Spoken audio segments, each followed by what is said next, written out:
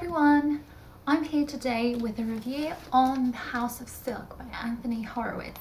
It's going to be a quick spoiler-free review. So, this book starts from Sherlock Holmes and Dr. Watson sitting by the fire, drinking their tea, and there's a man going to their house who is telling the story that he's being stalked by a scar-faced man. And Sherlock Holmes is intrigued and wants to go deeper into this case, and whilst doing that he comes across with the phrase "the House of Silk," and he wants to know what it is because it seems to be a mysterious and dangerous place, and there's also some kind of conspiracy, a conspiracy that threatens to tear apart the very fabric of society itself. This book at first didn't feel really different from the original Sherlock Holmes stories written by Arthur Conan Doyle. This is obviously not the original. It's written by a different author and in modern time. The language of this book really represented the story at the time really well, so it didn't feel much different.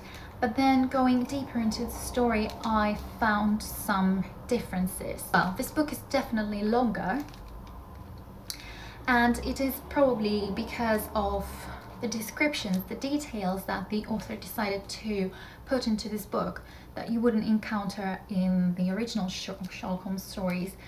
Some of the details are really irrelevant to the story, but he wanted to tell us about them.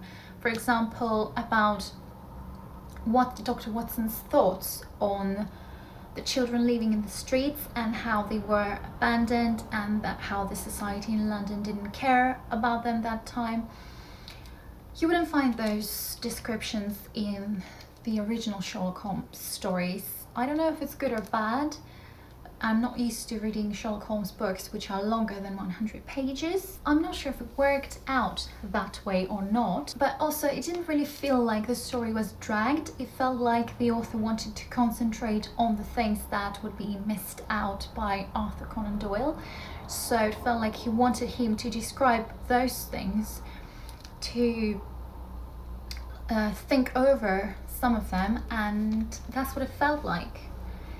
Also, another difference is that the chapters end with a cliffhanger, so you would want to continue reading the next chapter because you would want to know what's going to happen, or what happened, or how that happened. And so sometimes it felt more like a modern story as the opposite of the 19th century story. In previous books, you would often find yourself at the edge of your seat because you were really tense. The story was tense sometimes, but in this book, because of those details, you're not always on the edge of your seat. Sometimes it slows the story down, those descriptions, those details, so that felt a bit boring sometimes, to be honest. But in this book, the case is more complicated, so it has a lot more things going on. But again, with the original books, everything would go fast. Even though if there was a very complicated story, you would find that everything is happening really fast because those details were missed out. But in this book, they're all in the story, and I don't know, it depends only on you if you like such things or not.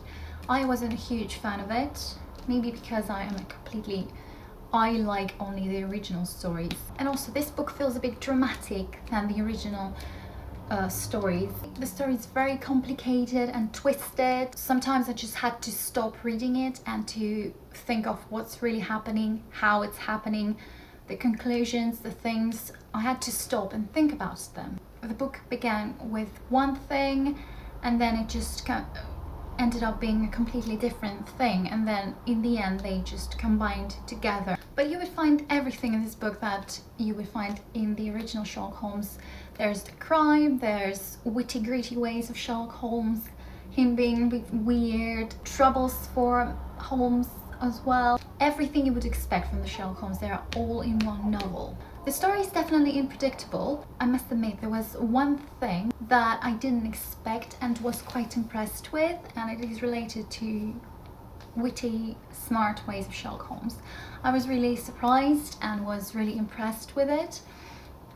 Also, this author did a good job of the methods of Sherlock Holmes. You would find the same chain of thoughts that he had, how he came to conclusions and things like that. It is all described in this book as well. I was really happy that Sherlock Holmes wasn't different in this book at all.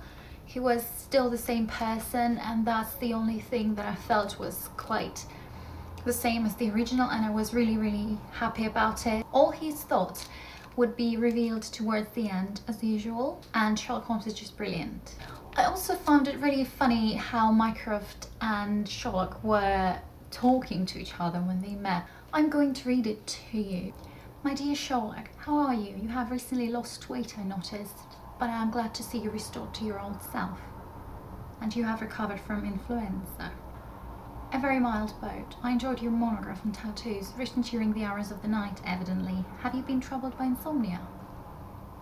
The summer was unpleasantly warm. You did not tell me you had acquired a parrot. Not acquired, Sherlock. Borrowed. Dr. Watson, a pleasure. Although it has been almost 2 weeks since you saw your wife. I trust she is well.